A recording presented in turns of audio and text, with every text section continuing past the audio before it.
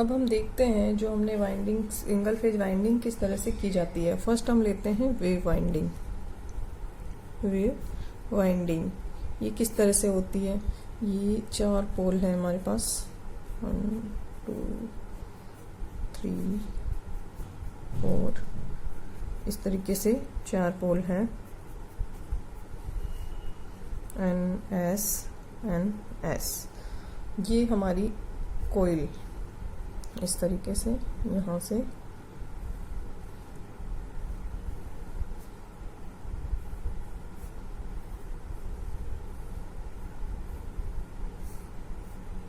ये इस तरीके से एंटर, यहाँ पर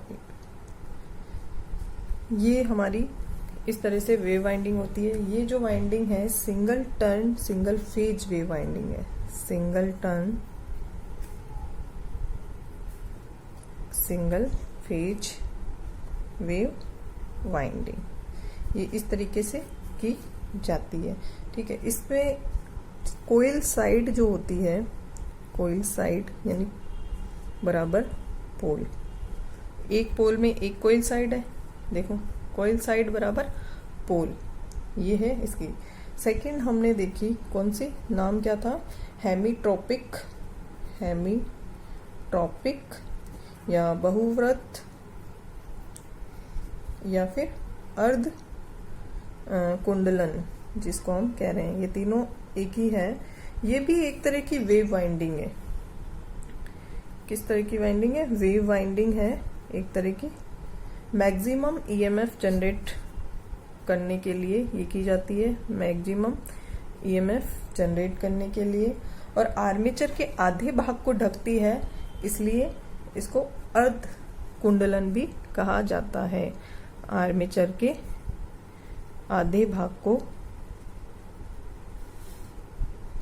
ढकती है तो इसको अर्ध कुंडलन। अब देखते हैं ये होती कैसे है ना, थोड़ा सा देख लेते हैं। ये हमारे पास 4 पोल है इस तरीके से,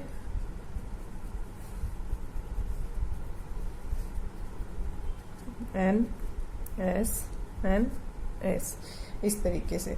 तो हमारी कोयल का ये सिरा देखो, ऊपर मैंने आपको बताया वो वेव वाइंडिंग थी, ये भी वैसे ही है, पर इसमें जो टर्न है वो ज्यादा लिए जाते हैं ताकि मैक्सिमम ईएमएफ जनरेट हो सके। ये भी एक तरह से वेव वाइंडिंग है।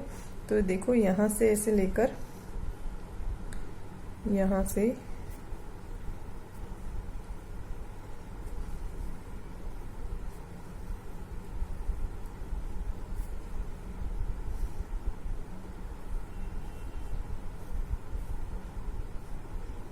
अब इसको आगे की ओर ले जाएंगे हम इस तरीके से, ये ऐसे, फिर सेम वही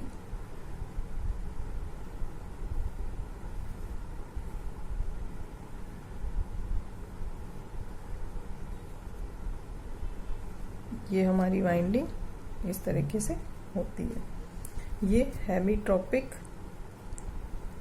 या अर्धव्रत और बहुव्रत वाइंडिंग कहलाती है। ये इस तरह की वाइंडिंग होती है। थर्ड हम देखते हैं संपूर्ण वाइंडिंग या हुल वाइंडिंग जिसको कहते हैं, संपूर्ण कुंडलन या हुल वाइंडिंग या कॉइल। इसमें क्या होता है, नंबर ऑफ कॉइल, जितनी कुंडलियां होती है, सॉरी जितने नंबर ऑफ पोल्स है उतनी ही कॉइल होगी, नंबर ऑफ पोल बराबर होते हैं। कैसे, अब हम इसको करके देखते हैं। ये हमारे पास 4 पोल हैं, सेकंड, थर्ड, ये फोर्थ, 4 पोल हैं, तो हमारे पास कॉइल भी कितनी होनी चाहिए, 4 होनी चाहिए।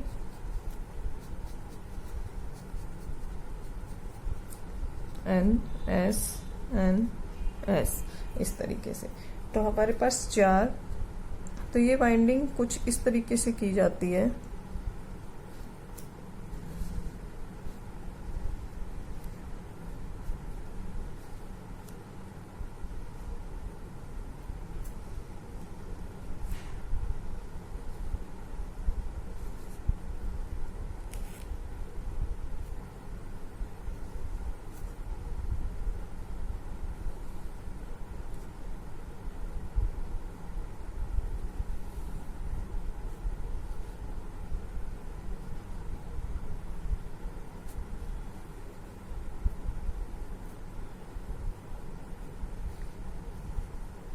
ये आप देख पा रहे हैं मैं किस तरीके से ये वाइंडिंग कर रही हूँ। ये इस तरीके से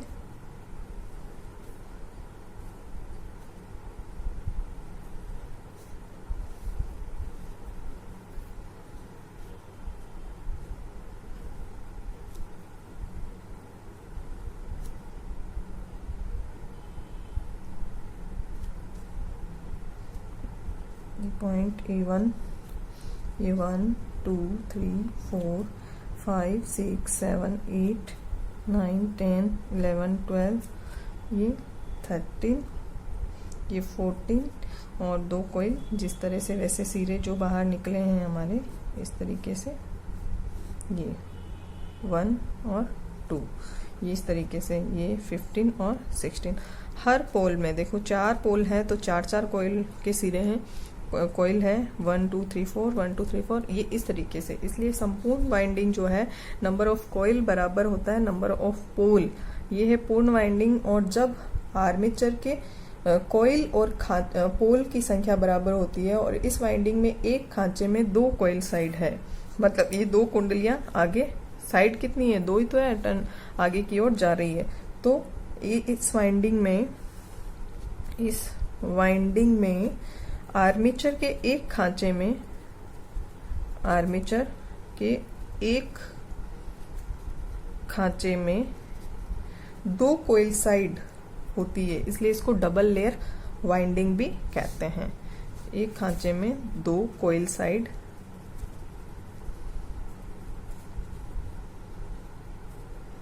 इसलिए डबल लेयर वाइंडिंग होती है, double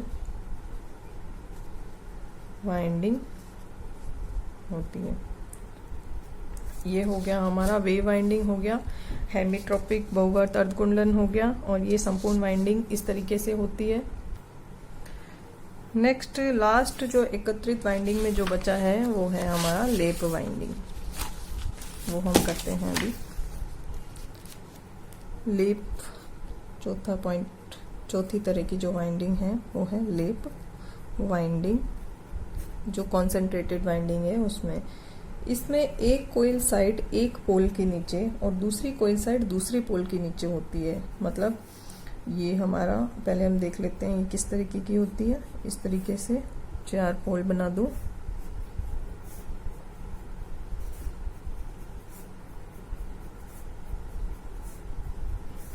N S N S, ये इस तरीके से है।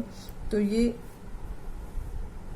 सॉरी, ऐसे ले लीजिए इसको, इस तरीके से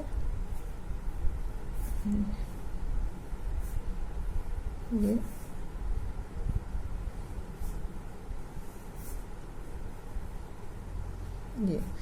तो यहाँ पर ये इस तरीके से है। A1 यहाँ से एंटर हुई, यहाँ से ये जुड़ी हुई है, फिर यहाँ से इस तरीके से A2, ये इस तरीके से होती है लेप वाइंडिंग। ये एक तरह से वाइंडिंग जो आपस में, ये देखो सीरीज में जुड़ी हुई है, तो ये वाइंडिंग आपस में सीरीज में, पॉइंट्स में लिख लो आप, परस्पर सीरीज में जुड़ी रहती है, सीरीज में है। दूसरा, एक कोयल की साइड देखो, एक कोयल की साइड एक पोल के नीचे और दूसरी कोयल की साइड दूसरे पोल के नीचे। एक कोयल साइड एक पोल के नीचे तथा दूसरी कोयल साइड दूसरे पोल के नीचे होती है। ये 4 पोल के लिए केवल 2 कोयल, अगर 4 पोल के लिए अगर 2 कोयल है तो ये वाइंडिंग अर्धकुंडलन कहलाती है, अर्धकुंडलन है। ये हो गई हमारी एकत्रित वाइंडिंग या कॉन्सेंट्रेटिक जो वाइंडिंग है वो कंप्लीट कितने प्रकार की होती है। नेक्स्ट हमारा सेकंड जो वाइंडिंग थी सिंगल फेज में वो थी वितरित या डिस्ट्रीब्यूटेड वाइंडिंग। डिस्ट्रीब्यूटेड वाइंडिंग या वितरित वाइंडिंग। अब ये क्या होती है, नाम से ही पता चल रहा है कि ये वितरित वाइंडिंग मतलब इसके जो कोयल की साइड होती है वो एक पोल के नीचे एक खांचे में ना होकर कई खांचों में वितरित की जाती है। इसकी अगर हम इसको भाषा में लिखें तो ये लिख सकते हैं, यदि चालक या कोयल साइड को पोल के नीचे ही एक खांचे में एकत्रित न करके नीचे एक ही खांचे में एकत्रित न करके कई खांचों में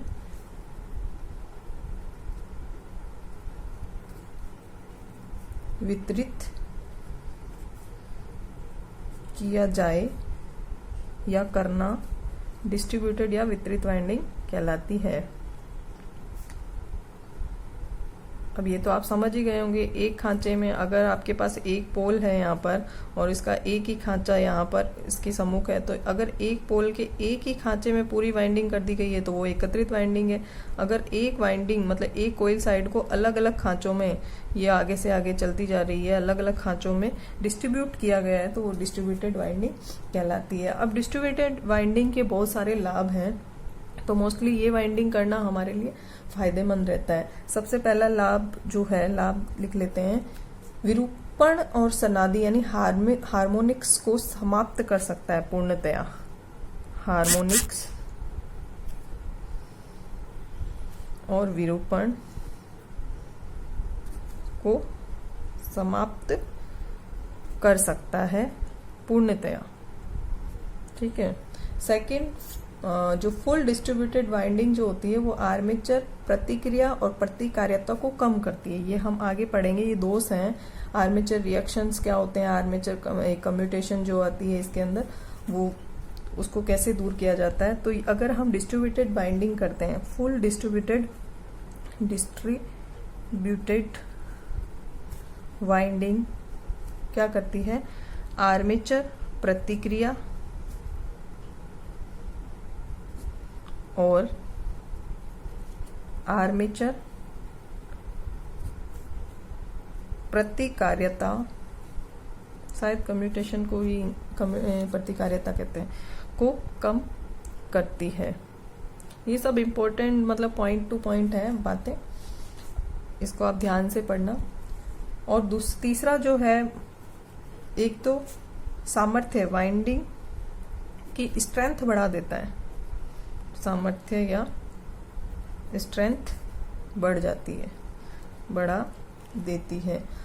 हानि यही है कि इसमें क्या होता है, जो ईएमएफ जो होता है, रिजल्टेंट ईएमएफ या परिणामी ईएमएफ कम जनरेट होता है। हानि एक ही है इसमें, क्या है, परिणामी ईएमएफ कम प्राप्त होता है। परिणामी ईएमएफ कम प्राप्त होता है। अब ये कितने तरह की होती है, वो जो डिस्ट्रीब्यूटेड वाइंडिंग लिख लेते हैं, वेव वाइंडिंग,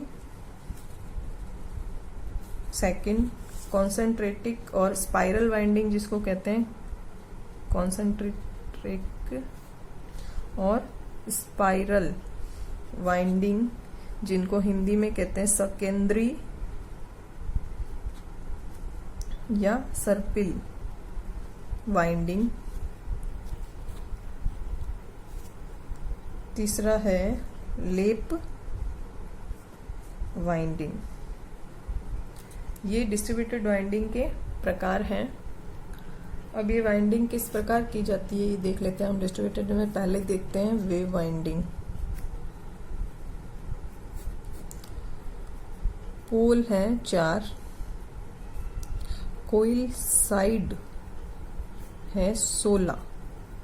ये कह रहा है कोइल साइड 16 है, तो कोइल कितनी है ये देख लो, 16/2 8 कोइल्स, सॉरी।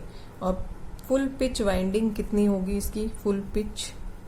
पोल है 4, कोइल साइड जो है 16, full pitch winding, full pitch निकालेंगे इसकी तो जितनी कोयल साइड है बटा पोल बराबर 4। तो बैक पिच जो वेव वाइंडिंग होती है उसमें बैक पिच और फ्रंट पिच बराबर है। बैक पिच बराबर 4, फ्रंट पिच बराबर 4। तो प्रति पोल जो कोयल फ्रंट पिच यानी जो पर पोल कोयल साइड के बराबर होगा। हर पोल कितने हैं, मतलब एक पोल में 4-4 कोयल्स जाएंगी, ठीक है। साइड भी 4 होंगे, जितने पोल होंगे उतने ही कोयल साइड होगा बराबर। तो ये किस तरीके से होगा हम देख लेते हैं। ये हमारे पास 1 2 3 ये 4 है ना, ये थोड़ा सा बड़ा बना। ये इस तरीके से हमारे पास 4 पोल है N S N S। तो ये कह रहा है 4-4 बैक पिच और फ्रंट पिच दोनों 4 आई है, मतलब पर पोल कोयल साइड के बराबर होगा जितनी कोयल साइड। तो ये यहाँ पर 1 2 3 और ये 4, ठीक है। 1 2 3 4 ये इस तरीके से 4 कोयल साइड है हमारी। फर्स्ट वाली को लेते हैं पहले इस तरीके से यहाँ,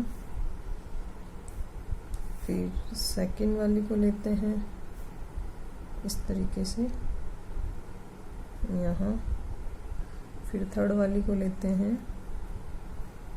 यहाँ इस तरीके से, फोर्थ वाली को लेते हैं यहाँ इस तरीके से, और वापस फर्स्ट वाली को पकड़ेंगे इस तरीके से यहाँ, सेकंड वाली ये इस तरीके से यहाँ, थर्ड वाली यहाँ, फोर्थ वाली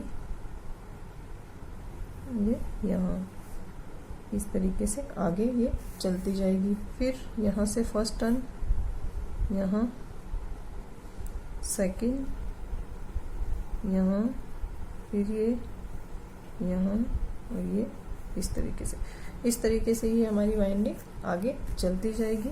तो इस तरीके से कितने 16 कोयल साइड थी ना, 4 5 6 7 8 9 10 11 12 13 14 15 16 ये इस तरीके की हमारी होती है वेव वाइंडिंग डिस्ट्रीब्यूटेड वाइंडिंग में। मतलब एक कोयल साइड को एक खांचे में ना करके पूरा अलग अलग भागों में विभक्त कर दिया गया है। ये हमारी है वेव वाइंडिंग। नेक्स्ट हम देखते हैं लेप वाइंडिंग। सेकंड लेप वाइंडिंग, ये देखते हैं किस तरह की होती है। सेम पोल कितने हैं 4, कोयल साइड 16। अब इसमें बैक पिच और फ्रंट पिच निकालेंगे। बैक पिच यानी फर्स्ट पिच जो होती है उसको 16/4 बराबर आएगी 4। लैप वाइंडिंग में जो फ्रंट पिच होती है वो बैक पिच -1 होता है। तो फ्रंट पिच बराबर हो गया 4 - 1 बराबर 3। इस तरीके से अब ये वाइंडिंग की कैसे जाती है वो देखते हैं। 4 पोल हैं,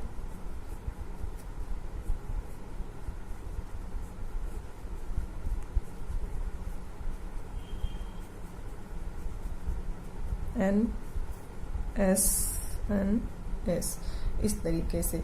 अब ये वाइंडिंग एक तरह से हम ऐसे ले सकते हैं कि ये यहाँ से हमने एक कोयल का एक सिरा उठाया और यहाँ से इस तरीके से, फिर यहाँ से ये हम यहाँ इस तरीके से, फिर ये यहाँ वापस से यहाँ, फिर ये इस तरीके से आगे की ओर जा रहा है। फिर ऐसे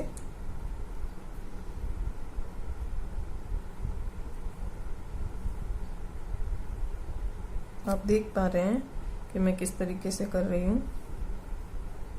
ये इस तरीके से ये चौथा जो सिरा आया है यहाँ पर निकल के वो आगे की ओर चला जाएगा।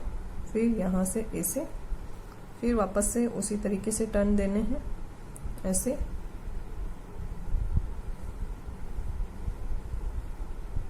ये क्रॉस में जा रहा है ऊपर, ध्यान से देखना इस तरीके से। ये यहाँ ऐसे फिर ऐसे ये इस तरीके से इसका ये पॉइंट बाहर, ये है हमारी लेप वाइंडिंग। तो जो कॉइल्स हाइट कितने थे 1 2 3 4 5 6 7 8 9 10 11 12 13 14 15 16, ये इस तरीके से होती है हमारी लेप वाइंडिंग। अब हम देखते हैं सेकेंडरी या फिर कॉन्सेंट्रेटिक या फिर सर्पिल जो स्पाइरल वाइंडिंग होती है वो किस तरीके। स्पाइरल थर्ड वाइंडिंग थी, सेकेंडरी या स्पाइरल जिसको कहते हैं सर्पिल टाइप या स्पाइरल वाइंडिंग है ना। ये भी थोड़ा सा अंतर है। इसी तरह से आप देखो, ये हमारे पास 4 पोल हैं, ये इस तरीके से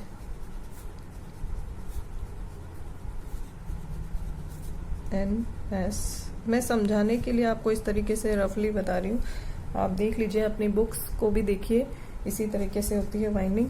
अब देखिए ऊपर हमने लेप वाइंडिंग की थी तो क्या कर रहे थे, पहला सिरा यहाँ, फिर यहाँ देखो आगे की तरफ ही है, फिर ये क्रॉस करके फिर यहाँ जा रहा है, फिर ऐसे क्रॉस करके फिर आगे की सेकंड टर्म, ये ऐसे पीछे से नहीं ले रहा है, ये ऐसे ऐसे मतलब नहीं कर रहा है, तो ये क्या कर रहा है क्रॉस में इस तरीके से कर रहा है ना।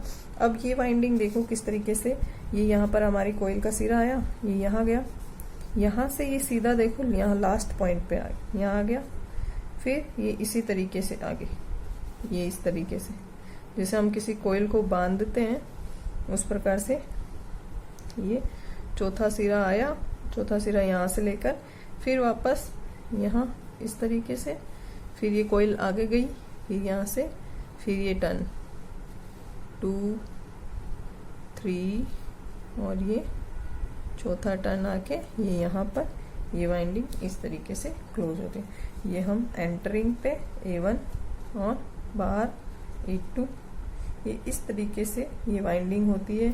इसमें भी देख लो 16 कॉइल्स हैं, सॉरी 16 साइड है, 1 2 3 4 5 6 7 8 9 10 11 12 13 14 15 16, ये इस तरीके से 16 कॉइल साइड थी और 4 पोल के लिए इसको वाइंड किया गया है। ये इस तरह की वाइंडिंग होती है देखने में और करने में। तो ये आज हमारा हो गया है सिंगल फेज वाइंडिंग के आर्मेचर वाइंडिंग अल्टरनेटर की किस प्रकार होती है, हम हमारे नेक्स्ट पार्ट में पढ़ेंगे। आर्मेचर की जो 3 फेज वाइंडिंग होती है वो किस प्रकार की होती है और उसमें क्या फैक्टर्स को ध्यान में रखा जाता है। धन्यवाद।